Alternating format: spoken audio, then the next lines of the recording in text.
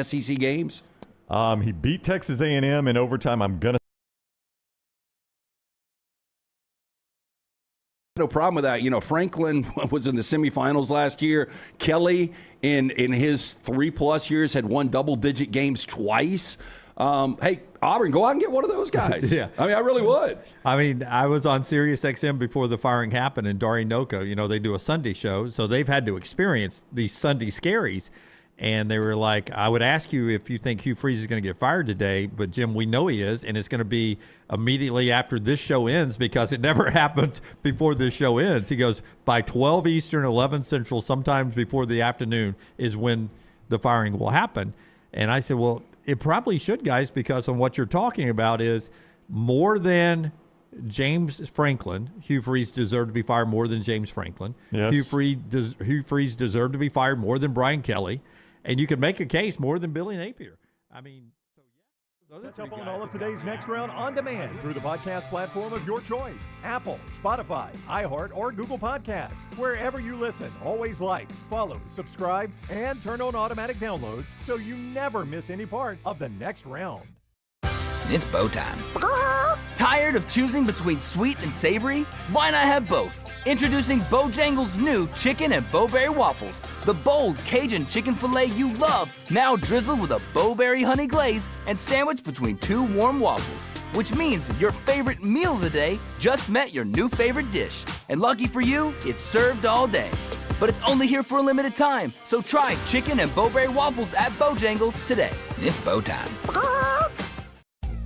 Have you been injured in an 18-wheeler accident, company truck accident, car accident, or work-related accident? Call Alabama's largest personal injury firm. Alexander TNR trial attorneys will fight for every dollar you deserve, and it won't cost you a dime. Trust me. What do you say, man? Call me, Alabama. Call 659-777-7777 or go to Shenara.com. No representation made that the legal services provided are better than legal services provided by other attorneys.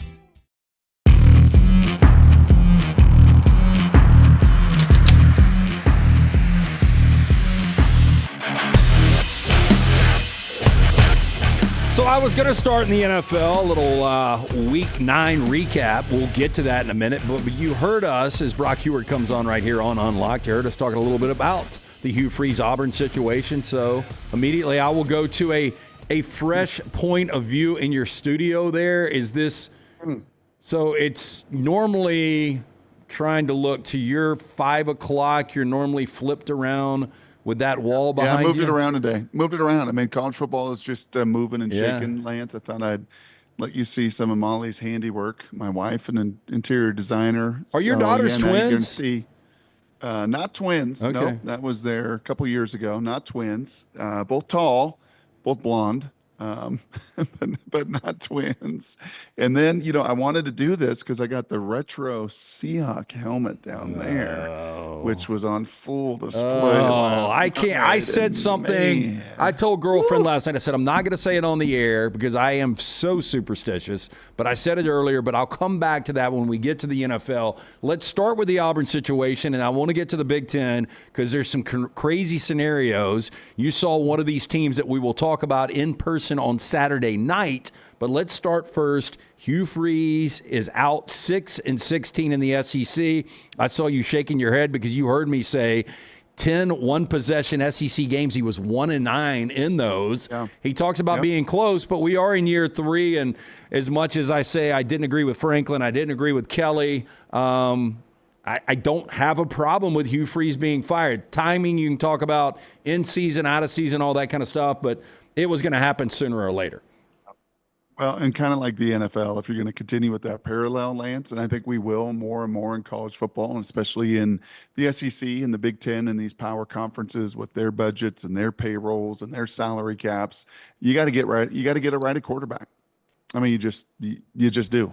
It's, you know, Kalen DeBoer had it right with Michael Penix, and obviously Ty Simpson has stuck around and been there for the long haul of it down there at Alabama. But just go, Bo Nix had it, you know, Kenny Dillingham and Crew and Dan Lanning had it right with Bo Nix, and that landed Kenny Dillingham the job at ASU. And you can just go on and on and on and on and on and on and on and on and on. And if the game is going to be a one-score game, what do we talk about in the NFL every week? I think 9 of the 12 in the NFL were one-score games. The only ones that weren't over the weekend were the 3 from the NFC West. The Niners, the Rams, and the Seahawks all won by more than one score. And what do we say? What is always right hand in hand with one-score games? Coaching and quarterback play calling and quarterback play, head coach and quarterback play. And I don't think it's going to be any different in the years to come. And it's come to fruition here very quickly in college football in 2025. You know, I think in this state we can be a little blinded because we're so close to something, but I did want to get a fresh national perspective. And your former colleague, Joel Klatt, was on just an hour ago, and I'll tell you what he said about this job after I get your opinion on the Auburn job. Where is it right now? And just a little perspective. You know, me and Dunaway and Brown, we've been doing a show for 15 years together. This will be the 5th coach that we have seen, from Gene Chizik to Gus Malzahn to Brian Harsin to Hugh Freeze to whatever direction they go here. So it's not a patient program, and it's a program that, 2010, they won a national championship, 13, they play for another one. But they haven't had a winning season since 2020. But as we've expanded, the greatest conference in the world, the SEC, where are you on this Auburn job right now? Well, you can get talent to Auburn. We have seen that through the years. Hugh had back-to-back top 10 recruiting classes. So you can get talent. It's funny, Lance, we're up here in the Rocky Mountains, and I've got a couple dear friends that we've gotten to meet over the years. And guess where their son is a freshman in school right now at the University of Auburn. Like it is starting to attract, like a lot of the southern schools, like Alabama has, and Vandy and Auburn and Ole Miss. It's attracting kids from Middle America and even west of the Rocky Mountains. Like, I want to go be a part of that thing. They've always been able to recruit talent. There's always been the demographics down south to do that. Their fan base is exquisite. Their game day environment is top notch. Their money and the commitment they make is there. So you check all of those boxes, but whether it's local or whether it's from afar, I think you probably hear the same thing. And I bet Joel Klatt said it. It's a program that eats their own as much as anybody else. And when you talk about that number of coaches in that time frame, obviously, I've sat down with Gus and with Gene and these guys through the years, and you know what you're getting into. Hugh knew exactly what he was getting into, but you're getting into a place where the power brokers, where the internal environment, this is my perception from afar and in talking to those guys, tends to eat the program from the inside out, and that is truly one of the bigger challenges. Okay, if you were athletics director John Cohen and you could go out and hire somebody today, realistically, somebody that you believe would take this job, do you have a direction that you would go? Obviously, part of his responsibility is having that short list at all times, regardless of whatever scenario pops up, and you've got to go out and hire a coach. But if Brock Heward was the AD, do you have maybe a hidden gem? Would Colin Klein maybe be that guy? Well, I think Colin Klein's going to get a lot of different opportunities with all of these different schools. I really do. I was looking at the odds before I popped on with you, and it looks like Kenny Dillingham, by a slight lean right now, according to Vegas, would be the odds-on favorite. Can you pry him out of his hometown? Does he look at the Big 12 and say, no, I'd rather build a power where I went to school and where I know the inside out? It's certainly been his public verbiage and everything else. Do we believe in Dillingham? Like, I understand he got to a college football playoff last year. And you know how good Scattaboo was, but it seems like that offense is hollow. And Jordan Tyson's battled injuries, but he did last year in the college football playoff. Sam Levitt has battled injuries. It's not even close to the offense it was last year. So my question to you would be, moment in time maybe for Arizona State winning that really bottled up Big 12, but do we have a big enough sample size from Dillingham? Maybe, or maybe he went to Oregon and took Bo Nix and turned him into a top 12 pick and won a whole bunch of games there. And maybe he comes to the Plains and brings Levitt with him, who's got another year of eligibility, who's now lost for the rest of this season, and I would think would want to come back to school. I mean, you're almost kind of looking at those pairings in some way. I mean, again, I'll go back to Kalen DeBoer and Michael Penix and those guys coming to Seattle together and look at what it did there. It's just my goodness gracious. I mean, it's not a landscape where we look, oh, can he build for the future? And what's it going to look like what's it going to look like tomorrow? What's it going to look like next season? And with the pairing of Kenny Dillingham and Levitt coming to the Plains, could it invigorate them with the top 10 recruiting classes and the other people that could attract? Maybe. It is fascinating to look at these names on all of these jobs, and I just kind of chuckle out loud. Oh, there's John Gruden. Oh, there's Jimbo Fisher. Oh, there's James Franklin and Brian Kelly and all the baggage that they would bring with them as well. I mean, it's just going to be for these ADs just a could be like the NFL draft, drafted a quarterback. It is going to be such a wild crapshoot. For the record, Klatt said not a very good job right now. All about the history and the fan base and the passion and everything that surrounds it, but he just said right now in this moment in time, not a great job. So, Big Ten real quick. Behind the wheel of the RV, take me back to Friday night when you left. How long the drive was, because I was telling girlfriend and she's like, he's driving from Seattle. I'm like, they don't live in Seattle. Him and Molly relocated, but I still think it's probably a pretty good haul from the Rocky Mountains to Lincoln, Nebraska. Yeah. So just kind of lay out the plan, what it looked like, and then we will get into the blackout, because I was so against the blackout until I saw it on TV and I was like, damn, that looks really cool. Thursday night was the season finale. Good win for the Valor boys. So number 5 seed into the state playoffs. And so we got Friday with Halloween to celebrate, and celebrated Titus's birthday weekend. That was part of this trip for his 16th birthday. He wanted to take 3 of his teammates, or 4 of them, and go on the road and go within driving distance. So Friday night was a Halloween party. Titus and the 3 boys rolled into here, the basement, that on homecoming weekend housed 14 of them. So to only have 4 was a very nice environment. We got up at 5:45 a.m. Saturday morning. They slept the first 4.5 hours of the 7.5-hour drive to beautiful Lincoln, Nebraska. Stopped off in Kearney, about 2 hours. It looks like Kearney. The locals call it Kearney, Nebraska. Dropped our bags off at the True Hotel, the Hilton Hotel there, and made the drive in and just prayed. The only weak link in my game plan was finding parking for a very large Ford Explorer Transit RV / van kind of deal. I'm like, oh, please, boys, say a little prayer.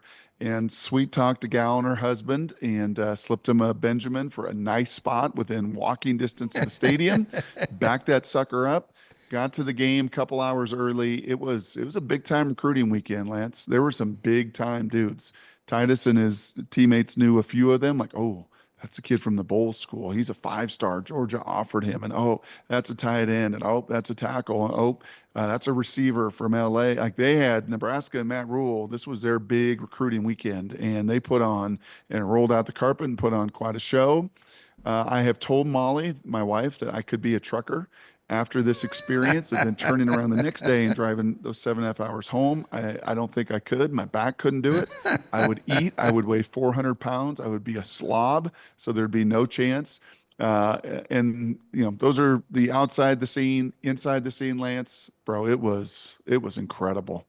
I love that place. I love doing games there. I loved even getting slaughtered there on the field in '98. The scene, the music. Will Compton on the big screen before the game, and eye black, just nearly crying and come to tears. The black balloons going up after the first touchdown. If there's 14 breaks in a game, 10 of them, they had music and fireworks and just old school and new school. And I mean, it was a spectacle. The boys were, just blown away, absolutely blown away by the scene and the environment. And USC found a way with Coach Heward and Lincoln Riley dialing some stuff up in the fourth quarter that was pretty magical. Yeah, look, going back to it, I've always thought that Nebraska had really good traditional uniforms, and I'm like, what are they doing? I hate, much like Tennessee wearing the black uniforms this past weekend. I think they've got great traditional uniforms, but watching the blackout unfold in 4K, in those black balloons after that first score, and I'll stick with it. I was texting you a little bit because I knew you were at the game, and Maeva, as good as he's been this year, he was absolutely awful. 9 of 23. I give King Miller a lot of credit because he kept him alive with his legs. If Raiola doesn't go out, I think Nebraska probably wins that game. Talk about Maeva, why the performance was so bad. They survive in advance. And then also talk about the proud program that is Nebraska. How is it possible that you can lose 29 straight to ranked teams? Dunaway even brought this up on the show. It's not top 5 teams. It's ranked teams. Like, how does that even happen? Well, a couple things. from what I understood, whether it was an excuse or explanation or not, the balls were pretty slick. So you practice on Wednesday at 93 degrees temperature, and it wasn't that bad. I mean, kickoff, it wasn't bad at all. It cooled down a little bit. There was really no wind. It had been windy. It'd have been a little tougher.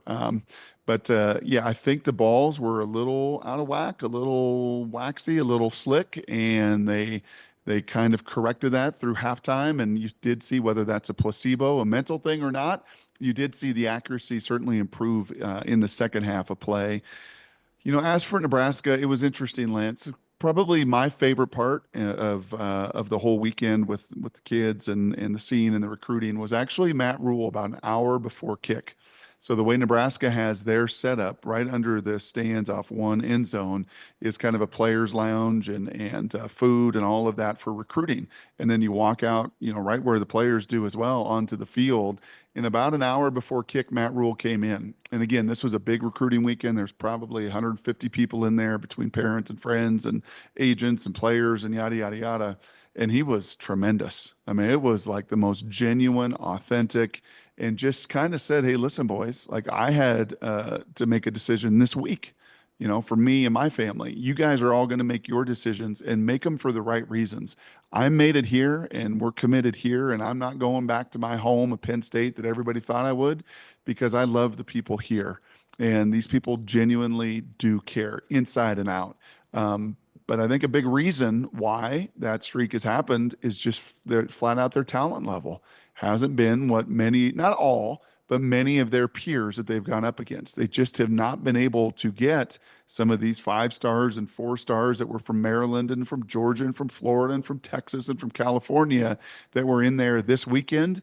Those are kind of the next caliber of player that they certainly had in the 80s and 90s when I was around them. And they're going to need more and more of those bodies here into the 2020s. So I was looking at futures, and right now Las Vegas has the over-under at 3.5 teams from the Big Ten that gets to a college football playoff. And they've got it favored to go over that number, so Vegas believes 4 teams are going to get in. Everybody knows Indiana and Ohio State are basically locked in. I don't think there is anything that realistically can happen to take those 2 out. Then most people figure 4-1, 7-1 overall Oregon is going to be in, but you start to look at the schedule. Iowa City this week, hosting USC. They've got to go to Seattle to take on your Huskies. USC, you know, if they win out, they're going to be in with only 1 loss. Iowa, who goes to, you know, if they were able to beat Oregon this week, they go to SC, they go to the Coliseum next week. They could play their win. Washington with this schedule. Like, how do you think this unfolds? Outside of Indiana and Ohio State, give me 2 teams that are going to get in from the Big Ten. Yeah, I think the roster, I mean, simply if you ask Joel and Todd Blackledge and Herbie and everybody that gets their eyes on them, the roster itself, Oregon is right there. And in fact, Oregon's roster is probably better than Indiana's roster physically. Indiana's attention to detail, their culture, their scheme, their coaching, they outplayed them in their own building and beat them. So Indiana, and as you said, and Ohio State are 1-2, or Ohio State 1, obviously Indiana 2. Oregon would be 3 on that. And I think there would be some distance between Oregon and then who's ever next. Obviously, Iowa, you mentioned, USC, you mentioned, Washington, you mentioned. I think a Washington and an SC's roster next year is going to be in a real conversation to be with Oregon and Ohio State and even Indiana. As for this year, they all feel just kind of one tick behind them from depth of roster, from a weakness on that roster, from a vulnerability on that roster. For Washington, it's their run defense. For USC, it is their pass defense. For Iowa, it's their dynamic team and speed and playmaking ability. So, you know, the beauty for the Big Ten and for Tony Petitti is it's all going to play out. And these are going to be monster games with monster eyeballs on them. The fact that, you know, Washington has Oregon at home gives them at least a puncher's chance. The fact that SC's got to go to Oregon, I think, makes that very difficult. If that were in the Coliseum, I think it would be a puncher's chance. Up there at Oregon, I would expect the Ducks to be favored by double digits. Your former network decides to go Indiana, Penn State instead of Oregon, Iowa this weekend, which is very interesting. But I want to ask you, from your experience, you talk about Lincoln and how much you love Memorial Stadium. How difficult is Kinnick to play in Iowa City? And how tough will this be? Oregon's only a 5.5-point road favorite. Yeah, I mean, their defense is just so freaking salty. You know, they just make you earn everything. And, you know, this year with their quarterback, I think there's a little more belief than they've had in some time that their QB has been on big stages and big moments at a different level, but is going to just kind of find a way to you know, kind of got a little Colin Klein vibe. You mentioned, you know, Colin earlier. To me, that's how I kind of look at their QB and just the, you know, the way it's not pretty. It doesn't profile to necessarily the next level, but it's like the right fit. Kind of to circle back to the whole start of this Hugh Freeze conversation, you get the right quarterback that you really believe in, you have an opportunity to do some pretty special things. As far as Kinnick and the noise goes, it's not Autzen, it's not Memorial Stadium, it's not the Shoe. Some of that sound, kind of like the Big House in Michigan, kind of leaves the building. It's awesome. It's beautiful. It is just it's one of the most underrated places to go. In the Big Ten, I got to do a few games there, and each time I'm like, man, I love this place too. But as far as like a deafening, overwhelming, cannot function, I wouldn't put it in that class of stadium compared to some of the top. Okay, as we transition to the NFL, I swore I wasn't going to say this out loud, but I've already said it today one time, so I'm going to bring it up to you, and I'm going to see where you stand on this. And look, the NFL is a fluid situation because we'll get to some baffling losses in the NFC North. If I was doing my 5 best teams, my power rankings, which a lot of people love to do, 1 and 2, and not necessarily in any order, would be the Rams and the Seahawks. I don't know where you fall on that, but I look at the Rams' losses, 2 block kicks in the final 5 minutes against Philadelphia, the crazy fumble and not getting a 4th down in overtime against San Francisco, and Mac Jones playing like 2020 Alabama Mac Jones, and then just the way Darnold and Jackson Smith and Jigba are playing and that defense Mike McDonald has created. Like, I really believe those are the 2 best teams in football right now. Ooh. If you want to have that conversation in the NFC, I'm with you. I think Philadelphia, I was just looking at some of their raw numbers and their efficiencies and the number of times that Jalen has been sacked and that O-line not being as dominant. Now, they make the trade for Phillips this morning, the rusher from Miami, and they needed to do that because their front was also not imposing their will the way they had in the past. You want to have an NFC conversation about that, Lance? Then I think that is super legitimate. I think the Rams and the Seahawks overall, even though the Buccaneers beat Seattle in Seattle, it was without 2 of their studs on the D-line. You want to have that conversation? I think, frankly, LA and Seattle are built so similarly, too. Veteran quarterbacks playing out of their mind. They're accurate. They're on time. A pass rush that feasts on opponents and hammers the opposing quarterback. Yeah, I think they're a couple of the best in the NFC. I don't know if I can go there with what I saw again from Buffalo last night and Josh Allen. That guy is just a unicorn. And Mahomes obviously got hit around and the efficiency wasn't there and everything else. But I don't know if I would in just in a 1-match deal on a neutral field, if I could take those 2 ahead of both Buffalo and Kansas City. And that's not even mentioning Denver and Indy at 7-2, who've played phenomenal ball. Yeah, I think the NFC is so much better than the AFC this year. Looking at a 1-game situation. Why? I think getting to the playoffs, and look, and I know as soon as I say this, Kansas City would not be in the postseason today if the playoffs started. But, like, try to find out who is going to round out the NFC field. We know the Eagles are going to be there. I assume Seattle and the Rams are going to be there. But is San Francisco at 6-3 now going to make it? We know one team's from the NFC South is going to be there, one from the North, but it's just so – because Green Bay is good, sans yesterday, the same with Detroit. The Bears are off to a great start with Ben Johnson. The Panthers are quietly 5-4. Tampa's 6-2. I mean, there's so many freaking good teams right now in the NFC. Yeah, and I think probably the line of scrimmage is you rattle all of those off. And again, if there's Patriots fans or like you 2 knuckleheads have not even mentioned the 7-2 Patriots. Schedule's a joke. Teams. Schedule's a joke. Hey, look, they did beat Buffalo, and they do have, along with Indianapolis, best record right now in the AFC, but they're beating up on nobody. I mean, that is fact outside of Buffalo, but Drake May has been great. I give Vrabel a lot of credit. I think they'll get to the postseason. I don't think they make any kind of noise, though. Yeah, I think to get to the postseason and make noise, and we were chatting about this with Coach McDonald this morning, and Salk and I on our show up there in Seattle, is just the kind of the basic tenets year in and year out. And it changes. There can be outliers, but year in and year out, Lance, and you saw this with your Rams when you won a Super Bowl. We saw it in Seattle with the Super Bowl in nearly a second. You watched it with these other teams, Philadelphia last year. Man, you've just got to win the line of scrimmage. And it's so simple, and it's such an old axiom, but like, if you don't protect your quarterback and then you don't impact the quarterback, you're not going to win the whole race to the Super Bowl. You're just not going to climb that mountain. I mean, that has been pretty tried and true over the last few decades. When the Broncos did it with a very old Peyton Manning, obviously those New England teams, with Tom, and Tom was so special, but man, they were good defensively up front, setting edges, and then offensively protecting Tom. So that's where, to your point, in the NFC, it's deeper. That's what the Rams are doing. It's what the Niners are still doing. It's what the Seahawks are doing. It's what the Eagles are doing. What the best teams in that conference are doing is really, and not just like playing even, but dominating that line of scrimmage. And that gives you a great, great chance. Along those lines, did you look at the sack numbers of the Denver Broncos? The Seahawks, I want to say, in the Rams are right there, like second and third at 28 and 27 sacks. The Broncos have 40 sacks. It's insane. Bunch of it built in London. I know they killed Justin Fields that day with double-digit sacks, but every other game, Benito and Crew, Cooper, and they are affecting the quarterback as well. And keep an eye on a 7-2 Broncos team that's playing some good ball as well. Well, look, and maybe I'm just bitter. It was my first losing Sunday at Lance's Lock. We were 1-2 yesterday. But we came out of the gate. We had the Steelers. Easy winner over the Colts, catching 3.5 at home. But I had this Texans team because I brought them up with you last week. They seem to be heating up at the right time. The problem is C.J. Stroud goes out early. I believe they would have won that game. They had a 15-7 lead going into the fourth quarter to begin with.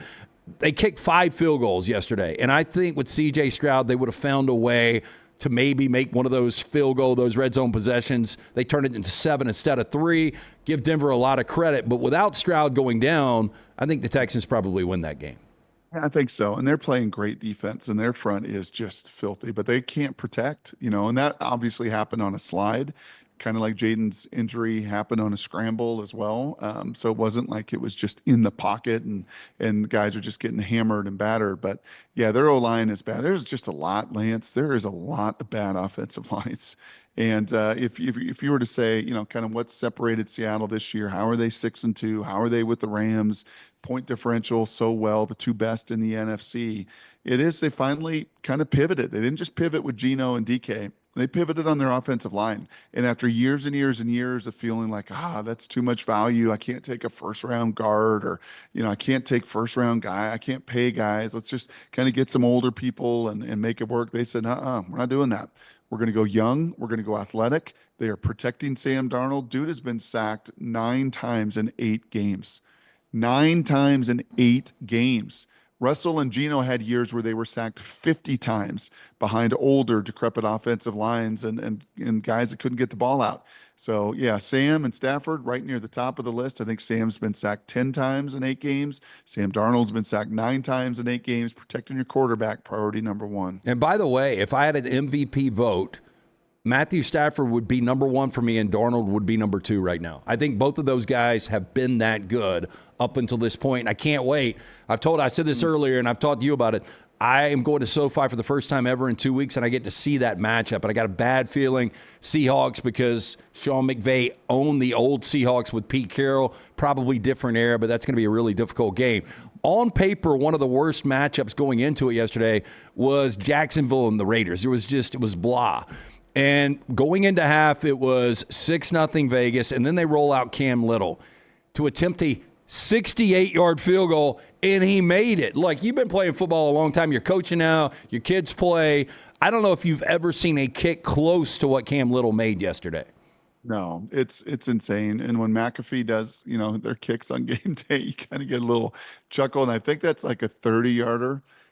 Poor thing, they rolled this woman out at the third quarter of the Nebraska game for a $10,000 something. She had to make a 30-yarder. I'm like, she could kick it 1,000,000 times. There is no chance the ball's even getting off the ground. It wouldn't have even scored a goal. I don't think they got to the goal line. So she didn't have a chance. If you just go on a football field at some point and you're down there in Alabama and you just pull over at a high school field and you go stand where that ball was kicked from, right? The opposite 42-yard line. And you just stand there and imagine with 2 steps swinging your leg and kicking a ball that far through the uprights. it's nonsensical. But these guys are making it look easy, man. We got a high school kicker, and every kickoff is into the end zone. We got a young freshman kicker that puts one through the uprights on a kickoff and is going to be just a phenom. So I don't know what it is in the air. I don't know, it's not like every one of them were soccer players either.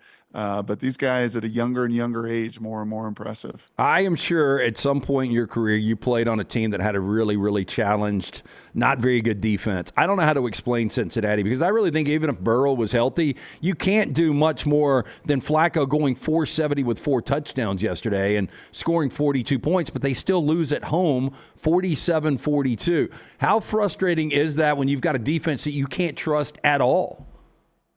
I think the running back had a little something to say about that after the game, did he not? Chase Brown. He verbalized that.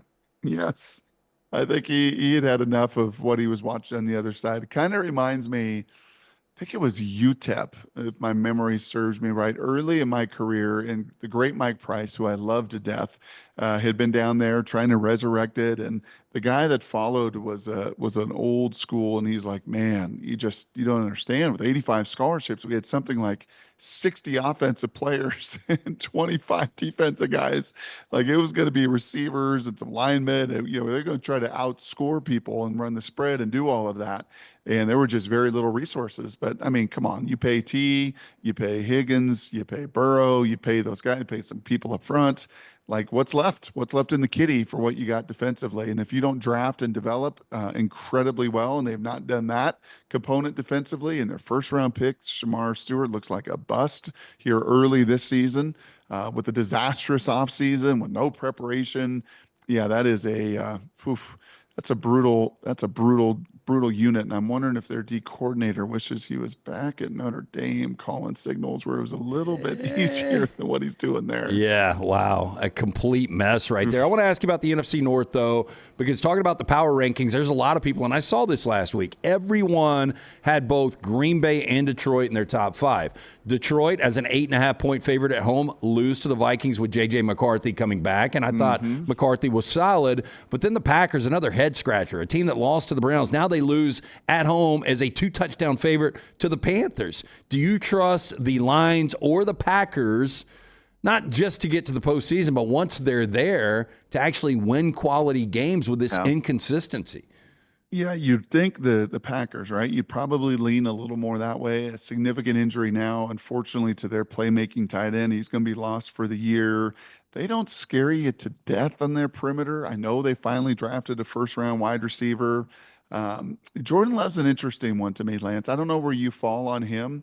I love, the skill set. Actually, our high school coach out here in Colorado coached him at Utah State, was his offensive coordinator there, and obviously brags about an unbelievable talent and juice in his arm and all of it. But there's times I watch him and I'm like, come on, sense of urgency. Like, just command this whole thing. Just he's got a very, and you see this with some of the guys, just a very, like, I don't want to say nonchalant because it's so hard, but he's just got like this very stable, doesn't get up, doesn't get down. I never really feel like, okay, bring the guys together like Peyton, just like the sheriff's in town. Let's go. Get on my back. Follow me. I'm going to take this thing over.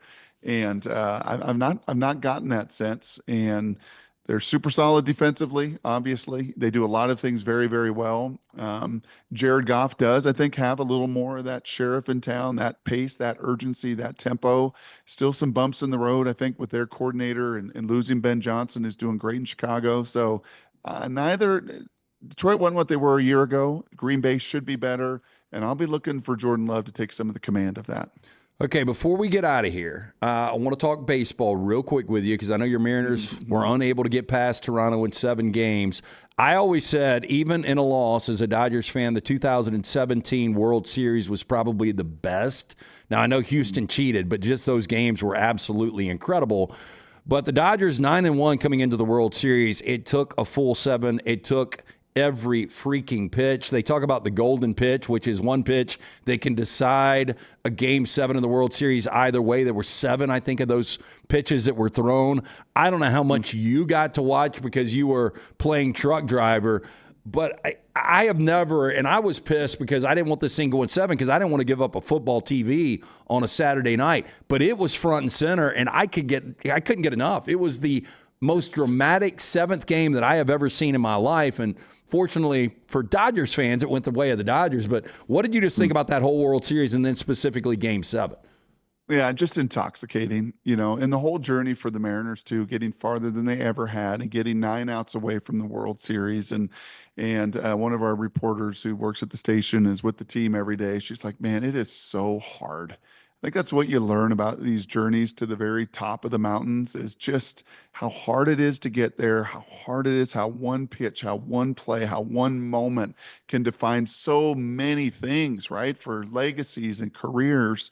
And then at the end of the day, we chatted about this morning, what can you learn, right? For the Mariners that were right on the precipice, what can you learn watching the World Series? What can you take away? Do you need to be a power team? You need to be a contact team. You need to be a defense team, all this stuff and scheme we talk in football so much, Lance. And the reality in baseball is no, you can do it any number of different ways.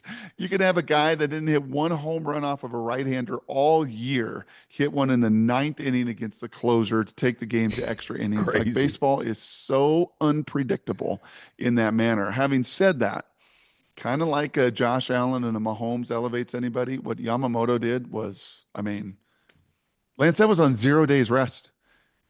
He pitched the night before. And it wasn't coming in to pitch 3 pitches or an inning. It was 3 up and downs to go close that thing. Superhuman, absolutely superhuman performance. And when you have a Yamamoto or a Skubal or those guys that are different than everybody else, it does give you a chance to be a world champion. Yeah, and I almost say this, and some of my guys get upset because I'm definitive in some of the things I say, but I really don't believe we're ever going to see almost your full rotation in a Game 7 in the World Series. Yamamoto, you had Snell, Glasnow, Shohei, all these guys, the billion-dollar combination of 4, all pitched on the road to get this win. It just had every element. And look, I'm a football first guy, but the strategy of baseball and just literally the game of inches and how every pitch in the postseason matters so much, it is a really, really, if you can have the patience for baseball strategically, it's fascinating. Oh, and it's great. And it's great sports radio. To talk about it and these decisions and when do you go here? And, Dave Roberts was a buffoon and he was an idiot and he was dumb and yada, yada, and all these numbers. And yet kind of every lever that he pulled, put in the center fielder in there who makes the unbelievable catch in the 9th or the 10th inning. The 9th, bases loaded, Hernandez. 2 outs. Yes. And he goes in there and then, just pulled all the right cards at all the right time. I'll say this, football is hard as a fan. When you lose, you feel like, you've just been physically, emotionally just torn apart. But baseball is cruel. And for all of the praise there for the Dodgers, if you're on the other end of it and you're the Blue Jays and you've waited 30-something years since Joe Carter, we're 1 out away, we're 2 outs away, we're 1 pitch away, we're 1 moment away, we're 1 hit away, and they just couldn't get it done. Which undefeated better chance of going down this weekend before we get out of here? BYU in Lubbock to Texas Tech, or A&M going to Columbia to take on Missouri? Yes, I think BYU is, yes. I think that's going to be an absolute, utter madhouse. Like Wazoo when they hosted game day, and I think it was Oregon some years ago or whatever it was. And I remember chatting with Kirk and Lee and Reese, this is insanity. Yeah, I think old Lubbock, Texas this weekend is going to be just a madhouse. And they are so fast. And with their quarterback back and the amount of speed they have, BYU got power, BYU got toughness, BYU's got a Barrett quarterback that somehow, some way wears 47. But I think I think Texas Tech got a real chance in that one at home. Okay, so what did you listen to when the boys were asleep for 4.5 of the first 7.5 hours of the journey?